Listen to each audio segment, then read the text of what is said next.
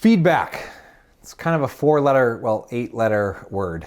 In this video, we're going to unpack an interesting question I was asked, which is, what is the difference between positive feedback and negative feedback? And I have one of the smartest people I know in my life, loves to think about polarity in this way, by asking the question, what's the third option? So, you're Republican, Democrat, what's the third option? What's the third choice? So anytime something seems black and white, asking what is the third option? And so while I will unpack some thoughts that I think you'll find really actionable and insightful about how to navigate positive and negative feedback, I'm also going to share a third alternative that I think is 5 times stronger than either positive or negative feedback that you can weave into your practice, whether it's within an organization, a team, a relationship, etc. I am Chad Littlefield. Can't wait to hang out in cyberspace. Thanks for your time. Let's get into it.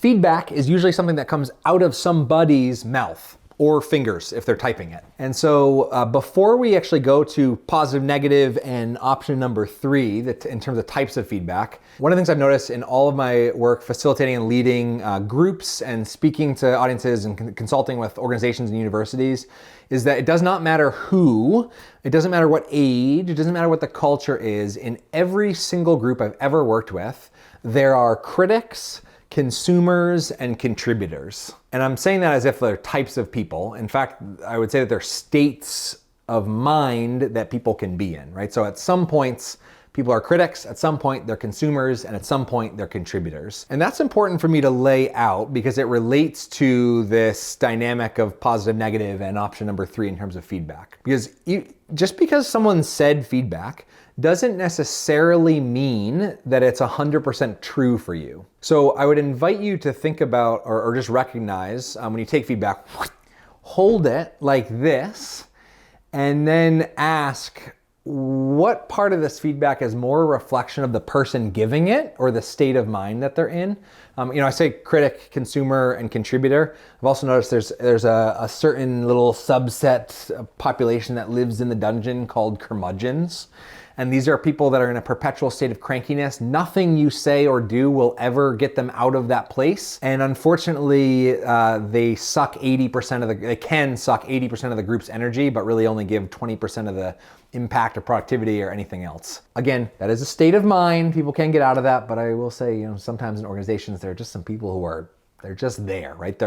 All feedback is negative because the world is negative because they're interpreting it through that lens. So just keeping those frameworks in mind, my question is, as I consider positive, negative, and option number 3 of feedback is, who is the feedback coming from? Because that matters quite a bit. Positive feedback, I gotta introduce you to my mom. Her name is Maggie, and I call her Molliff. I don't know where that came from. She is, you can see the smile on my face as I even mention my mom. It doesn't matter what I do.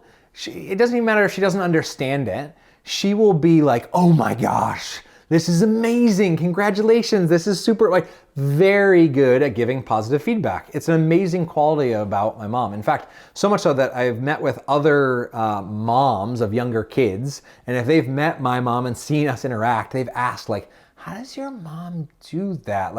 I see something my kids do and I want to critique it or point out what's not working about it. How does she give so much positive feedback? And I don't know, but I think the answer is that her intention, at least it seems like her intention, is just to encourage and uplift so often, right? Her intention is to uplift you with her feedback.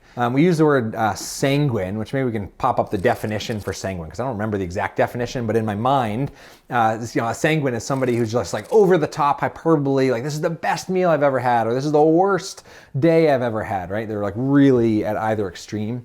And so she's just sanguine on both levels sometimes. I love you, Mom. But that positive feedback comes back so highly, and it's awesome. So in that, the intention to uplift, I would say, is the intention of a contributor. It's not the intention of a critic or a consumer. If we switch over to negative feedback, this is not always true, but sometimes purely negative feedback comes from the perspective of a critic. And the issue with critics giving negative feedback is critics are real cool at giving negative feedback, and pointing out what's wrong with something, but they are totally uninterested in doing anything about it. And so that's feedback you gotta be really careful with and hold up with a cautious lens. Because if someone is throwing negative feedback and they have no intention to contribute, their intention isn't to uplift you. If anything, it's actually just to they've got some gears grinding inside of themselves. And so it just feels good for a quick minute to purge out this negative feedback. Take that with a grain of salt, maybe, right? Take that with a grain of salt. I love taking the third option of feedback, which is constructive feedback. When you construct something, you build it up. Con in Spanish, con, means with. Constructive feedback is feedback with somebody. Your intention is to contribute. Your intention is to build somebody up. And so it's not just blindly positive feedback, right?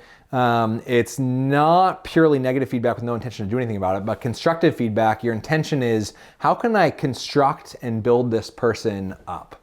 There's something really powerful about that third option. And so I'd invite you to just ditch positive negative feedback altogether. Say what's true, report what's happening, give them the situation, the impact that it's having, whatever else, and do it with the intention, and maybe even state your intention that you're sharing and offering this feedback because you want their videos to be better, you want their et cetera to be better. In fact, this is a little bit of a vulnerable thing to do on the internet, but I would love, I crave feedback on these videos. I love when people comment and we get into a conversation about something or what's really struck them or stuck out to them. But I also would love constructive feedback. And so if you've been watching videos for a while, take 2 seconds and drop some feedback. Don't worry about positive, negative, whatever else, with the intention to build up the channel, make these videos better for you and for the leaders and educators that watch them. Take a minute and give some feedback for me.